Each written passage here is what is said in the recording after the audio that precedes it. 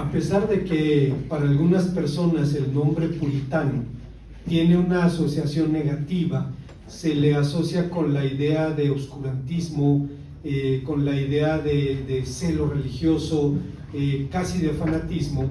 La era del puritanismo fue una época de oro para las letras inglesas. Fue el siglo de Matthew Henry, de John Bunyan, de Jeremias Burroughs, de Thomas Watson, de Jonathan Edwards, de John Owen, entre otros. Ese tiempo también en el que John Milton escribió El Paraíso Perdido con sus 10.000 versos, es el poema épico inglés por excelencia. El poema principia con una declaración contundente.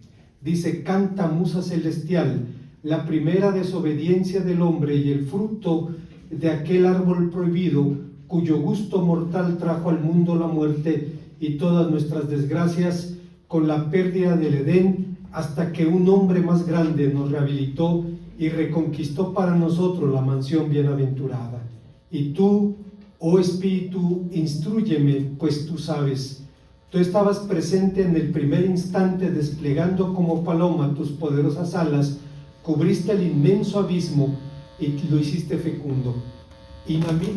Ilumina lo que en mí es oscuro, eleve y sostén lo que está batido. Dime, ya que ni el cielo ni la profunda extensión del infierno ocultan nada a tu vista, di cuál fue la causa que obligó a nuestros primeros padres, tan felices en su estado y tan favorecidos en el cielo, a separarse de su Creador, a transgredir su única prohibición cuando eran soberanos del mundo. En unas cuantas líneas, John Milton cifra la tragedia de la separación humana de Dios y la respuesta de Dios a través de la redención. El Salmo 85 comparte el mismo anhelo de restauración, de recobrar una relación del pasado y en base a ella desarrollar un presente y un futuro gloriosos. Veamos en qué consiste este anhelo y cuál fue su respuesta. Antes, hermanos, de pensar en las enseñanzas de este texto, quisiera comentar con ustedes que cuando un servidor era estudiante en el seminario, colaboraba con la Iglesia Bautista Betel de Azcapotzalco, con el pastor Manuel Martínez, y me llamaba la atención que en la biblioteca del pastor Martínez había dos piezas en particular, dos colecciones de libros muy interesantes. Estaba la Suma Teológica de Santo Tomás de Aquino y estaba también El Paraíso Perdido de Milton, y los tenía allí en su biblioteca personal y eran las piezas más destacadas, aunque yo no había tenido la oportunidad de leerlos. Y la verdad es que en el caso de la obra de Milton es una obra impresionante. Imagínese usted un poema con 10.000 versos. Es el poema épico por excelencia de la lengua inglesa, y un poema en donde John Milton, el poema se llama El Paraíso Perdido, habla de la tragedia humana cuando en el huerto del Edén nos separamos de Dios y asumimos todas las consecuencias desastrosas de nuestro pecado. Pero en este Salmo 85 hay una súplica, y es una súplica por restauración. Y hay cuando menos 4 enseñanzas que se derivan de este tema. En primer lugar, el texto nos enseña que esta súplica por restauración es añoranza por las bendiciones del pasado. El Salmo principia, como dijimos: fuiste propicio a tu tierra, oh Señor, volviste a la cautividad de Jacob. Pensamiento que nos enfrenta a la pregunta: ¿a qué se refiere? ¿A qué evento se refiere concretamente el pasaje? El Salmo suele ser ubicado en el marco del final del exilio babilónico, opinión que sin embargo enfrenta dificultades porque se alude a los hijos de Coré que vivieron en una época mucho más adelante. Se ha sugerido también que fue escrito en tiempos de Ezequías, de Josías o incluso en tiempos de los Macabeos, y por esa razón Alejandro Maclaren, un comentarista bíblico evangélico del siglo XIX, decía que el libro de Nehemías proporciona precisamente un trasfondo que encaja con el Salmo. De hecho, una parte de la nación había regresado, pero una ciudad en ruinas, un templo caído y una tierra de duelo donde estaban rodeados de celosos y poderosos enemigos. Incluso si este salmo perteneciera a un periodo anterior, el pueblo de Dios se encuentra en esta condición de vez en cuando, y este hermoso salmo es apropiado. Lo que está diciendo McLaren es que independientemente del marco en el que se escribió este salmo, al margen de la razón por la que fue escrito, hay etapas de crisis en la vida cristiana para los cuales este salmo es una bendición. Sin embargo, el Salmo 85, como decíamos, es atemporal. Suplica por la restauración de la relación del pueblo con Dios. Alude por encima de su cronología a todo momento en el que el pueblo gozó de la bendición de la gracia divina. Fue diseñado para tiempos cuando por la desobediencia el pueblo perdió la paz y la abundancia prometidas en Levítico 26. Pero volviendo al mensaje del Salmo, como ocurre con frecuencia en el Salterio, este canto principia por su conclusión. Frecuentemente, hermanos, si queremos saber de qué habla un salmo, hay que ver el primer versículo. Y quizá el ejemplo más clásico de esta realidad es el Salmo 23. El Señor es mi pastor y nada me faltará. Ahí se resume todo lo que va a decir el Salmo. Que nos va a llevar en lugares de delicados pastos, que nos va a llevar a brevar, que nos va a proteger, que nos va a llevar a la morada celestial. Pero todo depende de la primera declaración y ocurre también en este Salmo. El salmista habla de que Dios fue propicio, expresión que significa que fue bueno, que fue favorable, y es uno de los términos de la salvación. Dice que el Señor perdonó la iniquidad de su pueblo en el versículo número 2. Dice también que como expresión de su gracia cubrió los pecados de este pueblo. Y recuerdo, hermanos, un pensamiento de Agustín de Hipona, cuando hablaba de la actitud de Dios frente al pecado en su inmensa paciencia. San Agustín decía: si Dios cubre los pecados es que no los quiere ver. Si no los quiere ver es que no los quiere considerar. Si no los quiere considerar es que no los quiere castigar. Si no los quiere castigar, no los quiere reconocer porque prefiere perdonarlos. Hermanos, qué bendición tan grande tenemos de tener un Dios así. Si nuestra vida, si nuestra salvación, si todas las cosas de la vida diaria dependieran de nuestra justicia, estaríamos muertos. Pero es por la misericordia de Dios que no quiere ver el pecado, no lo quiere considerar, no lo quiere juzgar, porque prefiere perdonarlo, prefiere restaurar la relación del pueblo con su Creador. De modo que el salmista principia poniendo su mirada en el pasado. ¿Debemos mirar en esa dirección? La respuesta es que depende de lo que querramos decir por eso. Si mirar al pasado significa pretender que el tiempo se detenga o que centremos nuestra vida cristiana en rituales vacíos y tradiciones humanas, lo primero es imposible, lo segundo pernicioso. En la iglesia es pernicioso confundir la forma con el fondo y pretender que la gente sirva a organizaciones en lugar que las organizaciones sirvan a la gente. Pero si lo que queremos decir cuando hablamos de mirar al pasado es referirnos a los fundamentos, es referirnos a aprender de las lecciones que el pasado puede enseñarnos, es aprender de las experiencias de nuestros mayores. Esto no solamente es necesario, es imprescindible.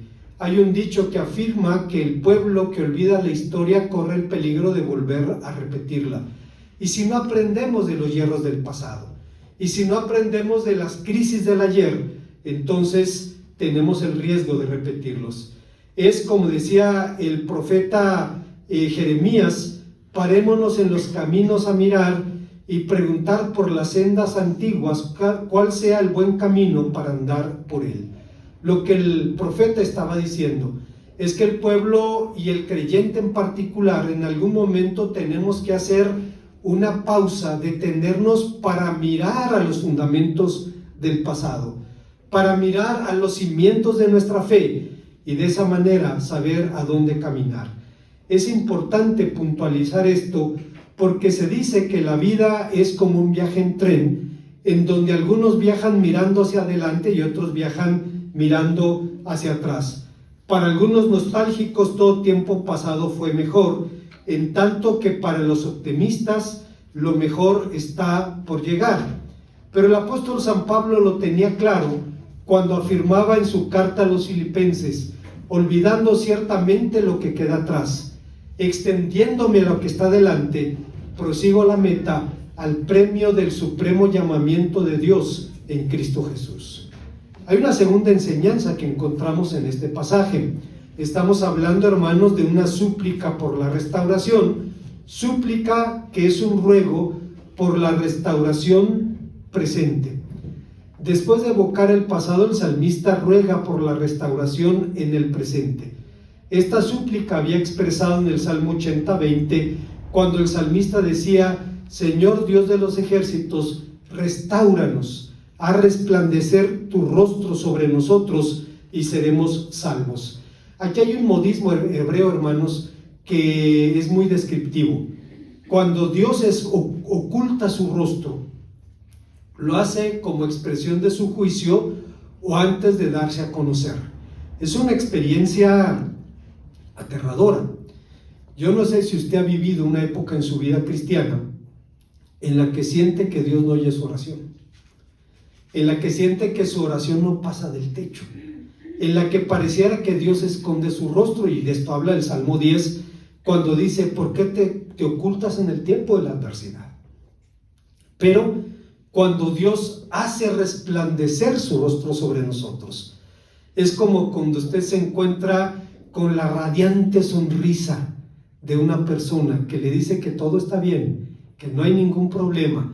Cuando usted va al médico y el médico le mira a los ojos y le dice: todo va bien, todo va a estar bien, no hay ningún problema, es como si el rostro resplandeciera.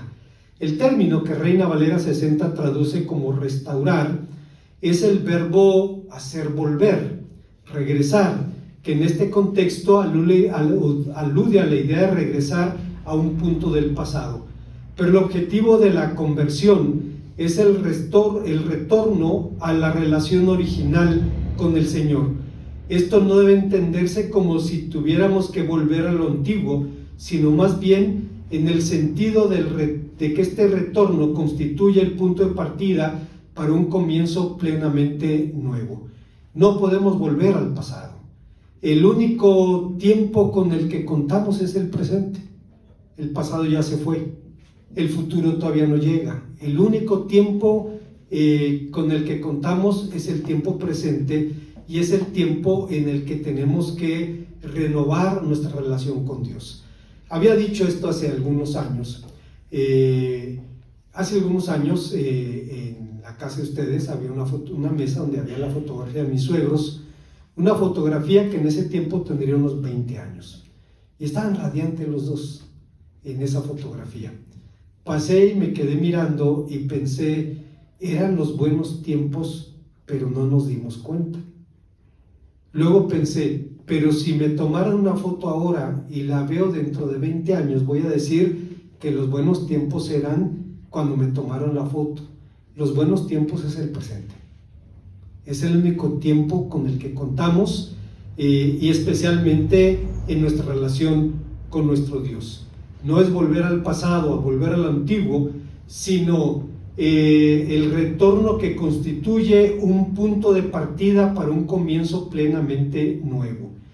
Pero su alusión a la tierra, a la lluvia, a las cosechas, hace que algunos intérpretes imaginen que este salmo fue escrito en tiempos de sequías.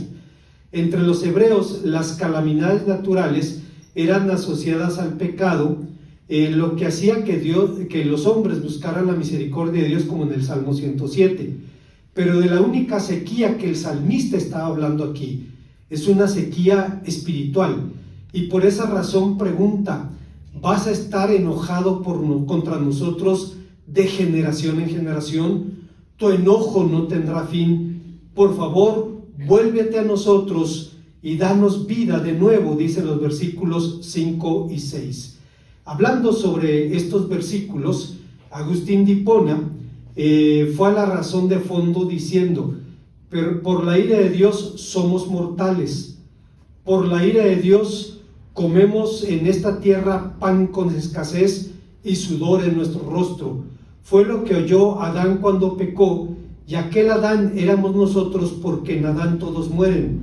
Lo que él oyó nos acontece también a nosotros. Nosotros que aún no existíamos, pero estábamos en Adán, y por tanto, cuanto a él le sucedió, también nos sucederá a nosotros, y es por lo que hemos de morir, ya que nos hallamos todos en él. Cuando ya han nacido los hijos, los pecados que cometan los padres no se les imputan a los hijos. Tanto los padres como los hijos ya nacidos son responsables de sus propios actos.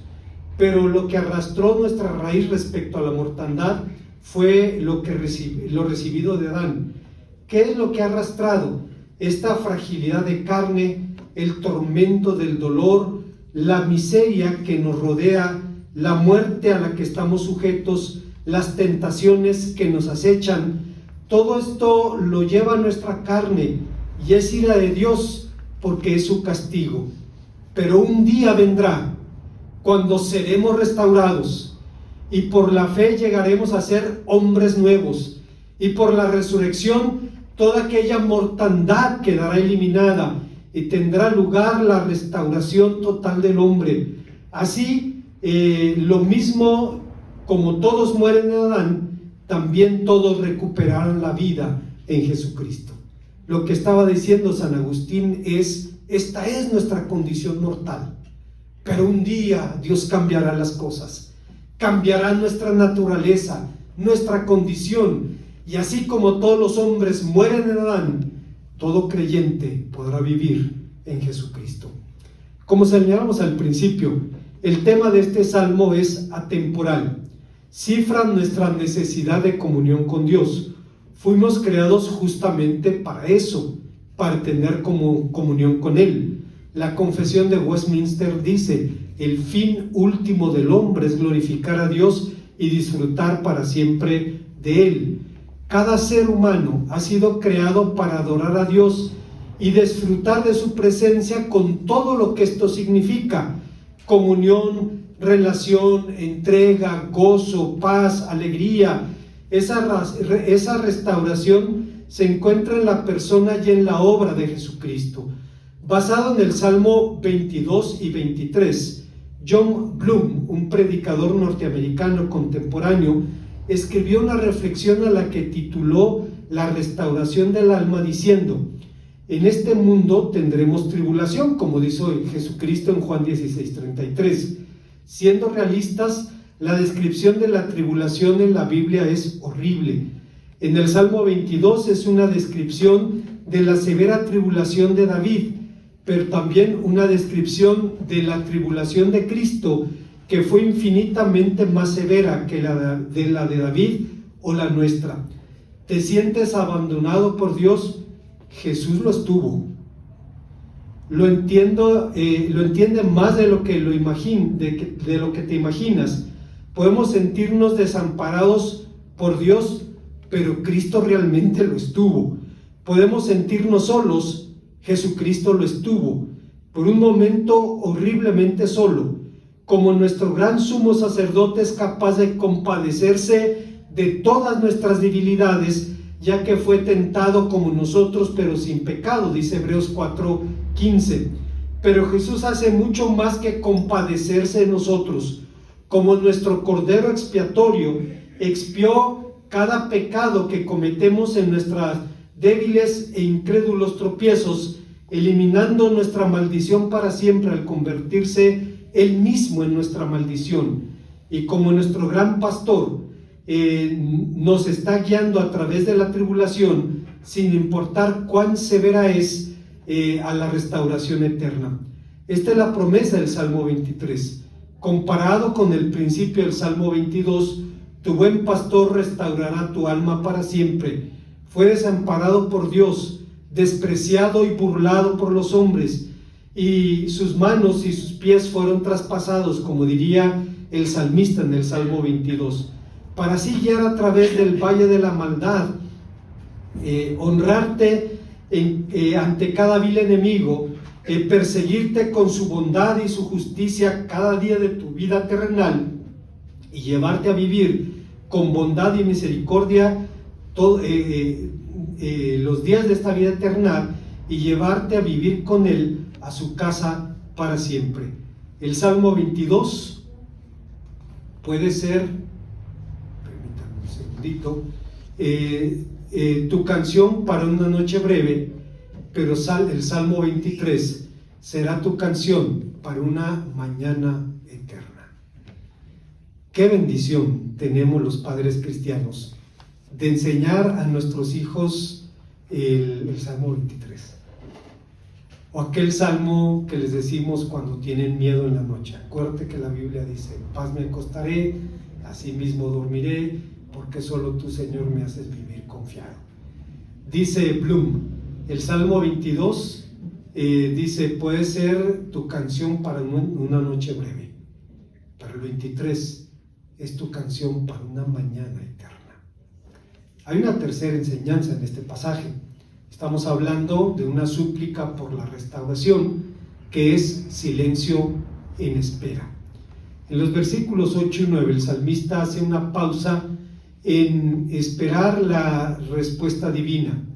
Escucharé lo que hablará el Señor Dios, porque hablará paz a su pueblo y a sus santos.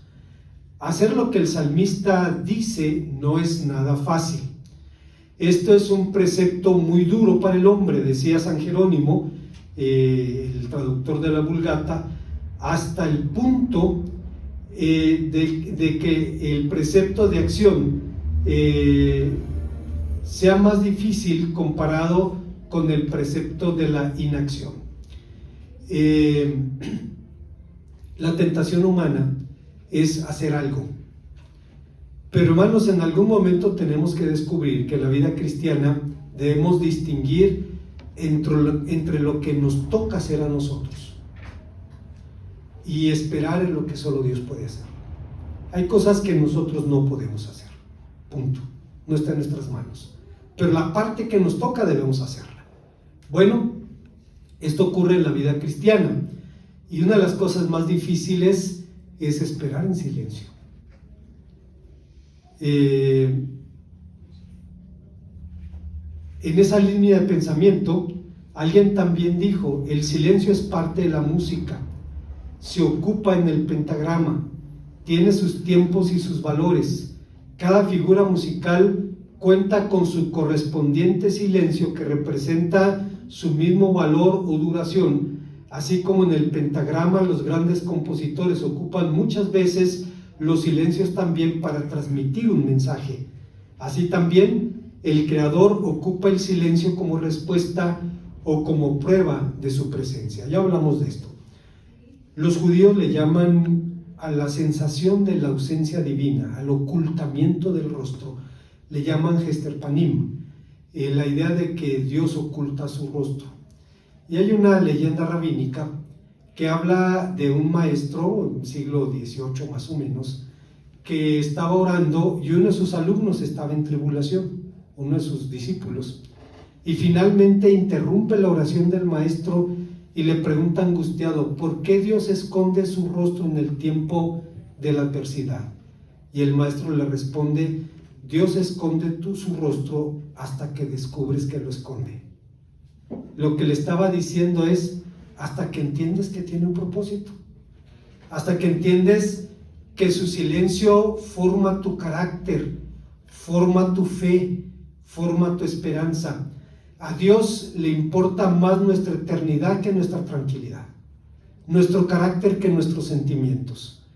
Y eso, hermanos, es fácil decirlo de bote pronto, porque decía Tomás de Kempis, un amanuense, un hombre que traducía la Biblia en la Edad Media, decía: hay personas que son probadas al principio de la vida cristiana, hay personas que son probadas al final de la vida cristiana, y hay personas que son probadas casi toda la vida cristiana. Hay personas así, pero Dios sabe, y es el que fortalece a su siervo. Bueno, el silencio de quien espera no es signo de impotencia, tampoco es la actitud de quien cree que ya no vale la pena hablar. Thomas Brooks, un puritano, decía que hay 7 clases de silencio: el silencio estoico, el silencio político o diplomático, el silencio necio, el silencio hosco, el silencio forzado, el silencio del desánimo y el silencio santo, prudente y gracioso de aquel que guarda silencio para escuchar a Dios. En diferentes momentos de la historia del cristianismo hemos ponderado el valor del silencio.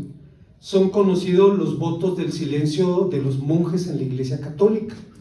Aquí en el Convento de la Cruz, si usted va alguna vez a la parte que está todavía en servicio, encontrará que en un patio hay 2 relojes de sol. Uno está ubicado al poniente y el otro al oriente. En dos muros altos están ahí 2 relojes de sol. Y en algún momento me pregunté, si te pasa la vida aquí, ¿para qué necesitas 2 relojes, no? Para la liturgia de las horas, es decir, para el tiempo en que por disciplina espiritual tienen que dedicarse a orar. Los evangélicos hemos reaccionado a eso pensando que muchas veces se le da más importancia a la forma que al fondo. Pero hermanos, la vida de oración tiene su lugar en la vida, en la experiencia de fe, en la vida cristiana, y por eso decía Thomas Watson, decía que en algún momento después de orar, el silencio puede ser el silencio santo, prudente y gracioso. Bueno, a pesar de que en el mundo católico es bien conocido también en el mundo evangélico ha habido situaciones como las de los cuáqueros, los Quakers, que era una denominación antigua en Estados Unidos de personas que llegaban al servicio con sus Biblias, dispuestos a participar en la adoración, pero nadie hablaba. Se sentaban en las bancas sin pronunciar una palabra, no había predicación, no había oración pública, no había alabanza, lo cual puede ser extraño porque si vamos a los escritos de San Pablo, Pablo decía cantando con himnos, con acciones de gracias, con cánticos espirituales, hablaba de varios predicadores en la iglesia donde yo conocí el evangelio, una iglesia en el campo, en la comarca lagunera, el servicio podía durar 4 horas y podía haber 3 sermones. La gente no le contaba el tiempo a Dios. Claro, la dinámica social en las comunidades rurales es diferente a las ciudades. Después de las 3, 4 de la tarde, que se termina el trabajo en el campo, pues puedes dedicarle 4 horas a la iglesia, no pasa nada, o sea, no hay mucho más que hacer. Pero era una vida que profundizaba, una iglesia que profundizaba su vida de oración. Y si de pronto llegaba un predicador que conocían y acaba de predicar el pastor, pues lo subían al nuevo y que predicar otra vez. No había ningún problema. Eso es claro en el servicio evangélico. Pero ¿cómo entender a los cuáqueros? Ellos decían, necesitamos evitar que la carne, que las ideas humanas, que la religión humana, que los sentimientos del hombre se callen para que hable Dios. No queremos que la carne diga yo quiero, yo necesito, yo siento. No, queremos que la carne se calle para que la única voz que podamos escuchar sea la voz de Dios. Y decían, y entonces esas personas sabían que cuando había que predicar, se podía predicar con el poder del Espíritu, porque había hablado al corazón de su pueblo. Pero tenían fundamento en sus reuniones, pues el fundamento era el anhelo, hermanos, el deseo ferviente de escuchar la voz de Dios. Las primeras reuniones de los cuáqueros había alabanza, había predicación, pero cuando nadie se sentía guiado para ministrar con la palabra, volvían internamente al Señor esperando por su presencia, que cambie el corazón y lo capacite para hablar con declaraciones del Espíritu y del poder.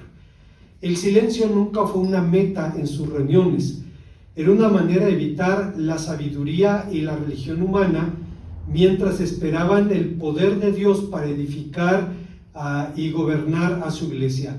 Obviamente no estoy proponiendo que nos hagamos cuáqueros, no estoy proponiendo un cambio de liturgia o la adopción de una ajena. De lo que estamos hablando es aprender lo que el salmista decía, aprender simplemente a esperar en silencio. Hay momentos en que tenemos que aprender a hacer eso. Hay una cuarta y última enseñanza en este pasaje. Estamos hablando de una súplica por la restauración, y esa súplica es regocijo por la promesa divina.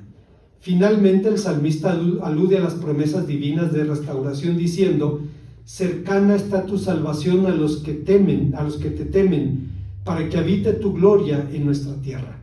Juan Calvino decía de este texto: aquí el salmista confirma la afirmación hecha en el versículo anterior.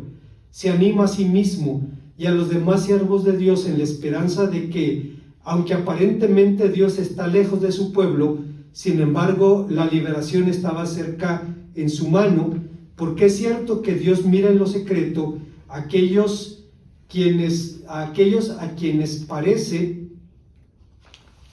desatender abiertamente. La gloria de la segunda parte del verso fue anticipada, prometiendo que esa gloria habitará la tierra. Pero aquí, hermanos, tenemos una situación bien interesante, y es que cuando el salmista habla de que la gloria de Dios sería vista en la tierra, no solamente está hablando de la restauración del pueblo, sino que está hablando de que Jesucristo vendría al mundo para manifestar su gloria. El apóstol San Juan, en su primera carta, dice: lo que era desde el principio, lo que hemos visto, lo que hemos oído, lo que tocamos con nuestras manos, tocante al verbo de vida, que la vida estaba con Dios y se nos manifestó. También el salmista ruega por la salvación, pero no tiene el sentido que los cristianos normalmente le damos. Alude más bien a la ayuda extraordinaria de Dios en las situaciones de la vida. Así que, continuando con su argumento, el salmista utiliza de pronto una figura hermosa. La misericordia y la verdad se encontraron, la justicia y la paz se besaron, dice el versículo 10. Alude obviamente al trato divino mencionado anteriormente en el Salmo. El Señor ha tratado a los suyos con misericordia y verdad, y la verdad se ha manifestado en sus advertencias y promesas, y su misericordia en el perdón. No hay necesariamente conflicto entre la verdad y la misericordia, aunque así pareciera cuando el castigo amaga al culpable, y sin embargo se muestra la misericordia hacia él cuando el castigo no le aflige ni lo trata como si hubiera pecado. El gran desafío de la justicia humana es la fidelidad a la ley y la restauración del infractor. Este es el ideal del fallido proyecto de readaptación social, pero el gobierno divino lo ha logrado, lo ha materializado en el sacrificio de Cristo. Y de esto, Adam Clarke, un predicador cristiano del siglo XIX, decía: es cierto de hecho que este pasaje no se refiere a la expiación hecha por el Redentor, pero apenas se puede encontrar una mejor ilustración de este trabajo que el lenguaje utilizado aquí. En el mandamiento de la ley o la manifestación de la justicia, es decir, en este caso, Dios había mostrado su justicia al traer estas calamidades a la gente por sus pecados. Es la obra del Redentor lo que lo hizo estar herido por nuestras transgresiones y nuestras iniquidades, pero el hecho de que el castigo de nuestra paz fue sobre él, y el Señor impuso su iniquidad, impuso la iniquidad de todos, le impuso la iniquidad de todos sobre nosotros, dice Isaías 53:5. El salmista continúa diciendo: la justicia y la misericordia se besaron. ¿Qué significa esta figura? Clark dice que la justicia y la paz se besan como los amigos y los amantes, como quienes han estado separados por mucho tiempo, como lo hacen quienes después de un tiempo de estar distanciados se vuelven amigos nuevamente. De la misma manera, pareciera que un alejamiento, un estado de hostilidad entre la justicia y la misericordia, entre la justicia y el perdón existen, pero ahora se han unido como amigos separados y alienados, y se han abrazado como tales amigos hacen, es decir, esa mezcla de hermosa armonía. Finalmente, Adam Clark dice que toda oración debe ser restaurada, el templo reconstruido, la presencia divina recupere su lugar, la religión pura y sin mácula de Dios predicada, profesada y expresada en una nación es la gloria en esta tierra.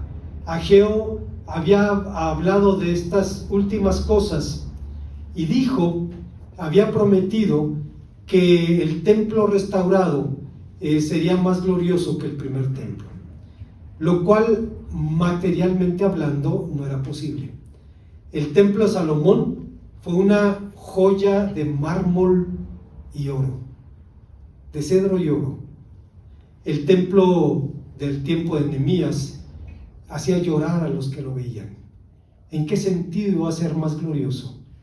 En el sentido de que a ese templo un día, siglos después, entraría el Señor de la gloria, y eso cambiaría todo. Salomón construyó una joya de cedro y oro, pero en el último templo entró el Señor de la gloria, llevándola para dar cumplimiento a su misión. Como conclusión, el anhelo por la restauración espiritual palpita en el corazón de cada cristiano.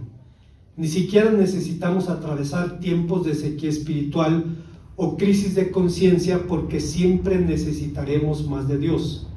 El puritano Jonathan Edwards lo dijo de manera brillante. Él decía: entre más ama a Dios un verdadero cristiano, más desea amarle y más molesto se siente por su falta de amor. Entre más odia al pecado un verdadero cristiano, más desea odiarlo y le duele ver cuánto lo sigue amando. Por más que un cristiano pudiera alcanzar en esta vida, no logra sino mojar la punta de su lengua con su gloria futura. El creyente más sobresaliente no es más que un niño comparado con lo que será en el cielo. Por eso, los grados más altos de santidad que los creyentes alcancen en esta tierra no los satisfacen en su deseo de tener más. Al contrario, están siempre deseosos de seguir adelante, como Pablo dijo: olvidando ciertamente lo que queda atrás, extendiéndome lo que está delante, prosigo a la meta, al premio del supremo llamamiento de Dios en Cristo Jesús. Como el salmista, necesitamos entonces la certeza de que Dios está cerca. En este salmo dice: fuiste propicio, volviste la cautividad, perdonaste la iniquidad, etc.